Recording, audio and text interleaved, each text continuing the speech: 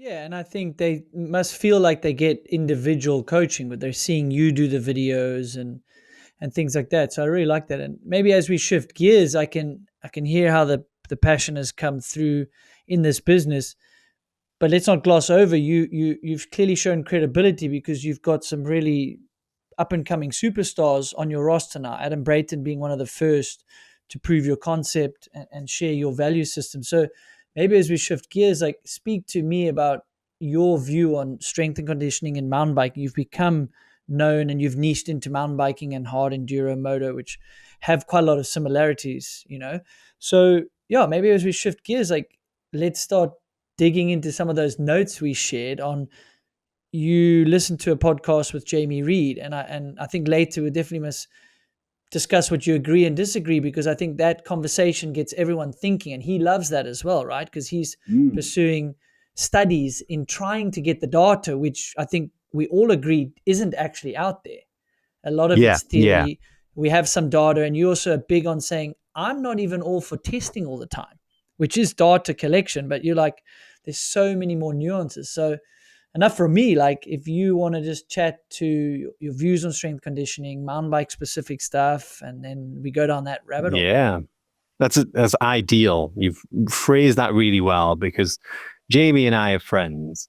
And the important thing to understand is that there are different styles of training. And ultimately, you'll find that some people are attracted to a style of training because, that's what they expect or that's what they can dig.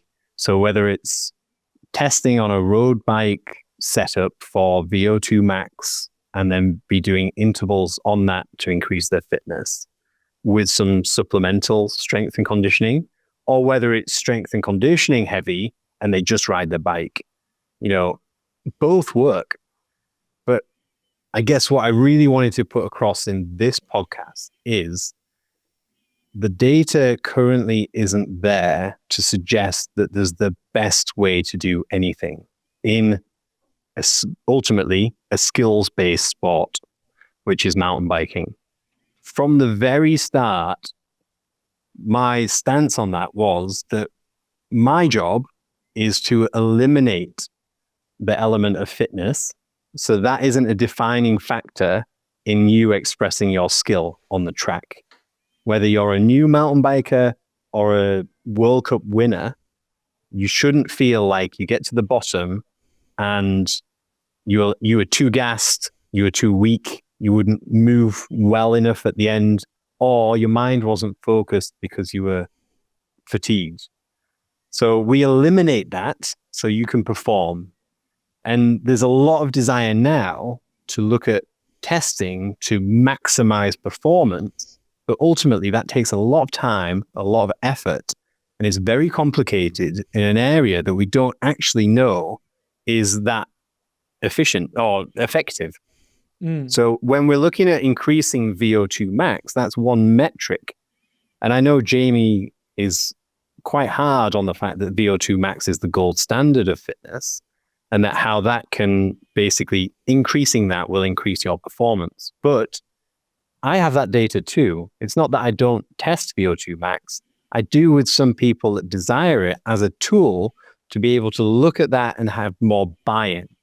Because ultimately, a VO2 max test will clearly define zones. Those zone training in energy systems, Jamie went into fine detail about that. I'm not so bothered. Those zones on a road bike and doing intervals, does that really reflect the demands of a downhill section? Which, for us, when we're talking downhill racing and enduro racing, yeah, there's obviously benefits for enduro to have the capacity in transitions, but the real time is on the descent. So a VO2 max, where you're measuring basically your aerobic capacity, your ability for your body to use oxygen in the muscle to get more energy, basically. But then you look at people like mixed martial artists versus road cyclists, and you think, right, we probably look at movement patterns and the demands on the body more similarly to mixed martial arts than road cycling for downhill. So So why is it such a big deal to be increasing that VO2 max? And a lot of the testing with Moxie on muscles in the legs, that's fine, but how much pedaling do some guys do on World Cup tracks? You know, is that pedal power or efficiency really that important versus your ability to move your body under stress, dynamically, fast, and in semi-isometric conditioning workout type like positions? Do you know what I mean? Yeah, So I mean it's such a challenging topic, right? Is you yeah, mentioned right at the beginning, like it's such a skill-based sport, and I've said some controversial things off the record. I said a couple things, even in XC where they would test, and I think you would agree, like VO2 and all those functional training, the FTPs, like we can see the data on how much has improved, like your engine. And then speaking to some coaches, okay, how much time, effort, testing goes into get another second or two on the 2 minute climb, right? From a very high base that these pros are at. I'm just going to go from the XC side. And then you say, okay, I'm pretty sure in less time and less effort, I get you 2 seconds on the downhill. And that's kind of why I would relate back. Like, I understand your concept back. Like, you need them all, but where are you going to focus? Like, where are your deficiencies? And I said another thing, like, exactly. That's the I've been point. asked Where off are the your record, deficiencies? yeah, and I've been asked off the record, like, does doping exist in downhill? And I can say that out loud because, like, people that follow cycling understand it has been in the sport, right? Not a controversial Yeah. topic. And I was like, it obviously training to the maximum and doing everything would help. But at the end of the day, you would quickly notice it's because it's such a skill-based sport. Is it even worth the risk? Is it even Yeah. worth the Yeah. money? Is it And even this, worth tarnishing your name? Because you got to get down the hill using your skill.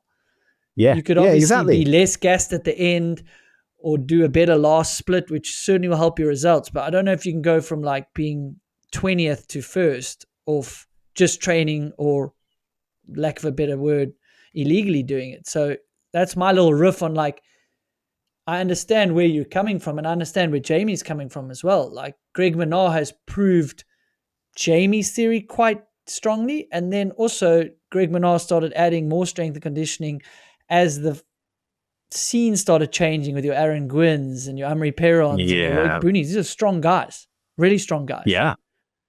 both aerobically and anaerobically and strength and conditioning.